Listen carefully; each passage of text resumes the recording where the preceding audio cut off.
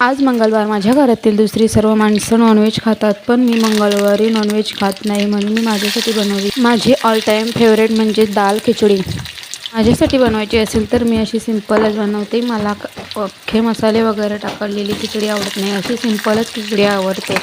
तर मी त्याच्यात प्रथम जिरे, मोहरी, कढीपत्ता यांची फोडणी देऊन कांदा, टोमॅटो, लसूण, मिरची सर्व टाकून हळद, गरम मसाला टाकलं आणि या खिचडीमध्ये मी मूग डाळ, तांदूळ, बटाटा आणि फ्लावर मस्त असे धुवून घेतलं आणि ते पण त्याच्यात टाकून मस्त असे तेलावर परतवून घेतलं पहिल्यांदा। त्यानंतर त्याच्यात थोडं गरम पाणी टाकून त्याला मस्त उकळी येईपर्यंत शिजू दिलं। नंतर वाफेवर शिजू दिलं आणि त्याच्यात लास्टला अशी कोथिंबीर पेरून छान अशी मऊ मऊ खिचडी तयार केली। आणि या खिचडीसोबत मला दही आणि भाजलेला पापड खूप आवडतो। तर कोणाकोणाला असा जेवण आवडतं साधंसुद्धा, माझं तर खूपच फेवरेट आहे। जास्तीत जास्त मंगळवारचा हाच माझा स्पेशल मेनू।